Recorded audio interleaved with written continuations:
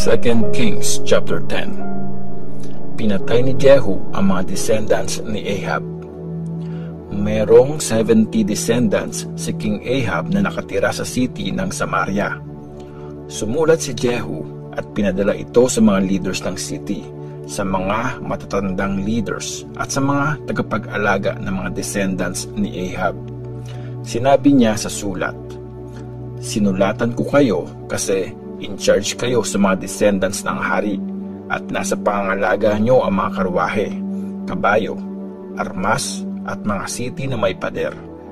Kaya naman, pagkatanggap nyo ng sulat na ito, pumili kayo ng pinakamahusay sa mga descendants ng hari. Gawin nyo siyang hari at lumaban kayo para protektahan siya." Sobrang natakot ang mga leaders ng Samaria. Sinabi nila, kung walang nagawa sina King Joram at King Ahaziah sa kanya, ano pang magagawa natin?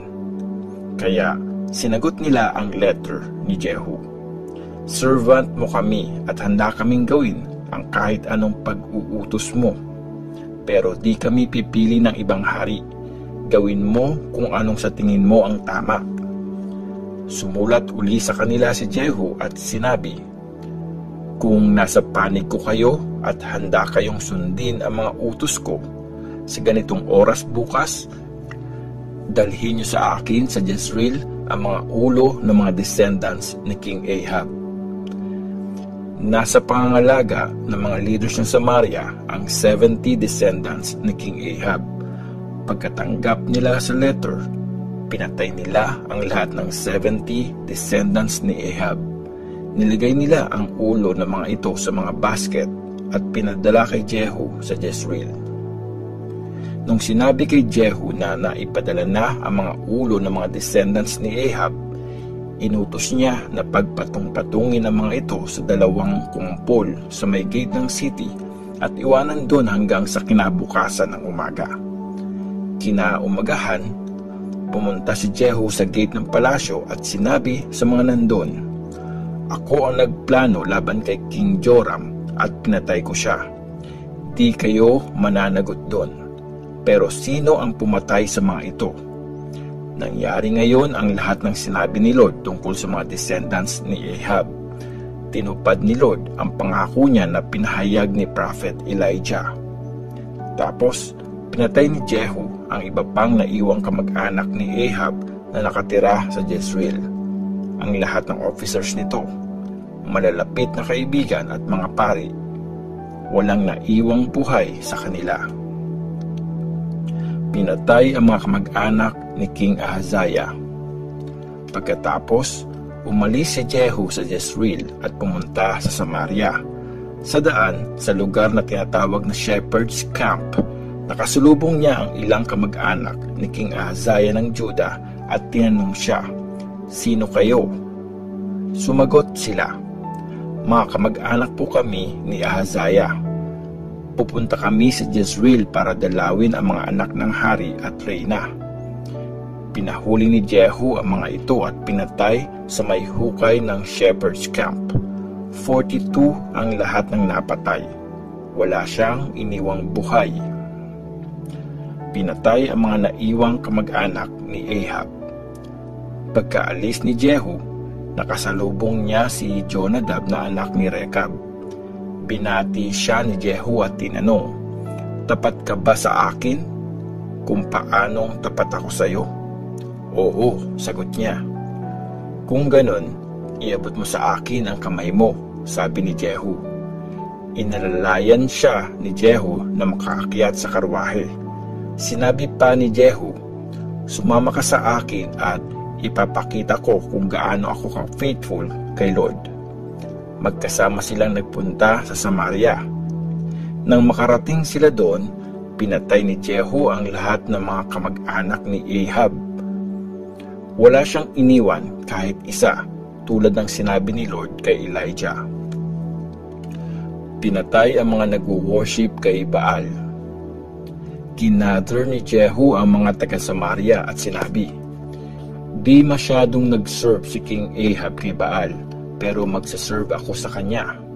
Tawagin niyo lahat ng mga prophets mga priest at mga nagwo-worship sa kanya. Magbibigay ako ng malaking handog kay Baal. Papatayin ang di pupunta. Pero trap lang ito ni Jehu kasi gusto niyang patayin yung lahat ng nagwo-worship kay Baal.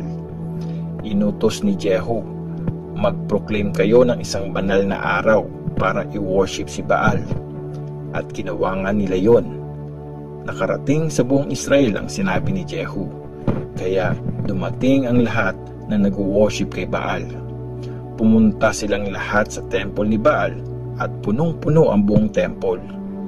Tapos, inutos ni Jehu sa official na in charge sa mga kasuotan sa temple na ilabas ang mga damit at ipasuot sa mga nag-worship kay Baal. Sumunod naman ang official. Tapos, pumunta si Jehu sa temple kasama si Jonadab na anak ni Rechab.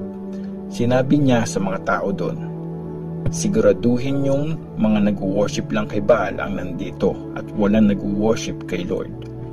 Tapos, pumasok sina Jehu at Jonadab sa loob para mag-offer ng mga sacrifice at mga handog na susunugin kay Baal. Pinagbantay niya sa labas ng temple ang 80 na lalaki at inutusan ang mga ito. Patayin niyo ang lahat ng mga tao. Papatayin ang kahit sinong magpatakas sa mga taong ito. Pagkatapos mag-offer ni Jehu, sinabi niya sa mga bantay at mga officers, pumasok kayo at patayin silang lahat. Huwag niyong papayagang makatakas kahit isa. Pinagpapatay nila lahat at tinapon sa labas ang mga bangkay. Pumasok sila sa pinakaloob ng temple ni Baal at nilabas nila ang haligi ni Baal at sinunog ito. Pagkatapos, winasak nila ang haligi at ang temple ni Baal. Ginawa nilang tapunan ng dumi ang temple hanggang sa araw na ito. Ganun ang ginawa ni Jehu para alisin sa Israel ang pag-worship kay Baal. Pero ginaya niya ang kasalanan ni King Jeroboam na naging rason para magkasala ang mga Israelites.